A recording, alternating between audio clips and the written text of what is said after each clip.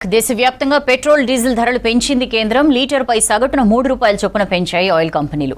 పెరిగిన ధరలు ఉదయం నుంచే అమల్లోకి వచ్చాయి. హైదరాబాద్లో పెట్రోల్ ధర ₹110.89 ఉండగా డీజిల్ ₹98.96కు చేరింది. పశ్చిమాసియా యుద్ధం ఎఫెక్ట్తో చమురు ధరలు పెంచాయి ఆయిల్ కంపెనీలు.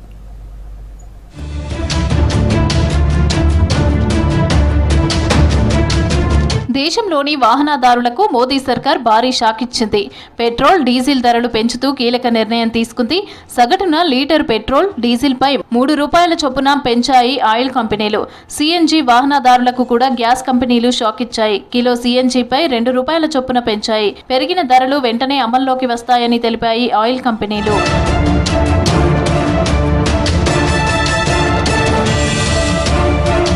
దేశంలోని ప్రధాన నగరాల్లో పెట్రోల్ డీజిల్ ధరలు పెరిగాయి. ఢిల్లీలో లీటర్ పెట్రోల్ ధర ₹97.77, డీజిల్ ₹90.67కు పెరిగింది. హైదరాబాద్లో పెట్రోల్ ధర ₹110.89, డీజిల్ ₹98.96కు చేరింది. ముంబైలో పెట్రోల్ ధర ₹106.68, డీజిల్ ధర ₹95.13కు పెరిగింది. చెన్నైలో పెట్రోల్ ధర ₹103.67, డీజిల్ ధర ₹95.25కు చేరింది. దేశంలో 2022 ఏప్రిల్ నుంచి పెట్రోల్ డీజిల్ ధరలు దాదాపు మారలేదు. పశ్చిమాసియా ఉద్రిక్తతలతోనే దాదాపు 4 ఏళ్ల తర్వాత చమురు కంపెనీలు పెట్రోల్ డీజిల్ ధరలు పెంచాయి.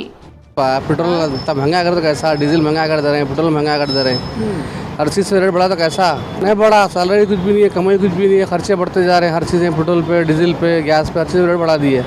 हुकूमत क्या कर रही है? फिर वजन डाल दे रही है, आम आदमी पर डाल दे रही है, जो मेहनत करे उन पर डाल दे रहे, बोझ डाल दे रहे हैं बरखास। పెంచొద్దు అసలు రేట్లు అయితే యాక్చువల్గా ఎందుకు పెంచేది ఏం అవసరం ఉండదు. మాకు చాలా ఇబ్బంది అవుతుంది ఇప్పుడు మార్కెటింగ్ చేసుకునేటోళ్ళం. ఇక బండ్లు నడిపే ప్రసక్తి లేదు.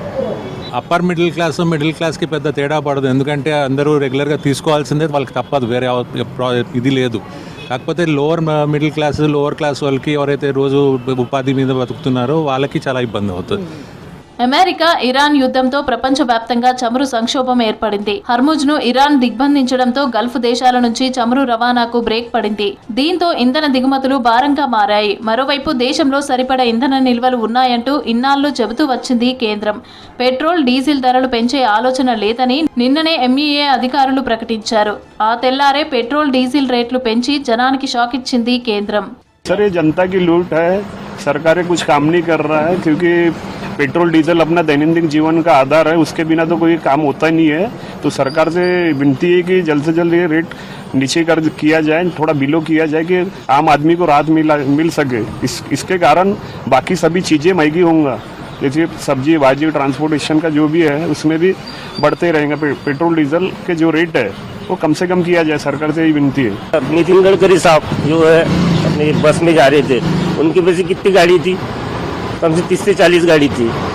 क्या हुआ उनको नहीं समझ में आ रहा है क्या? उनको तो समझ में आने को हो ना कि आम जनता कैसी करेंगी करके। हम तो आम ही है, वो तो बड़े बड़े घर के, उनको समझने को आने को हो ना। कम से कम बजट तो बैठ ही जाएगा ना, गरीब आदमी क्या करेंगे, उसके लिए क्या कर सकता है? कुछ भी नहीं। అమెరికా డాలర్తో పోలిస్తే రూపాయి ఆల్ టైమ్ కనిష్టానికి పడిపోయింది. గతంలో ఎన్నడూ లేనంతగా రూపాయి మారకం విలువ ₹96.07కు పతనమైంది. అంతర్జాతీయంగా క్రూడాయిల్ ధరల పెరుగుదలతో రూపాయి క్షీణిస్తోంది. అటు దేశీయ స్టాక్ మార్కెట్లు నష్టాల్లో ముగిశాయి. ఉదయం లాభాల్లో ప్రారంభమైన సూచీలు ఆఖర్లో అమ్మకాల ఒత్తిడిని ఎదుర్కొన్నాయి. సెన్సెక్స్ 160.73 పాయింట్లు, నిఫ్టీ 46.10 పాయింట్లు నష్టపోయాయి.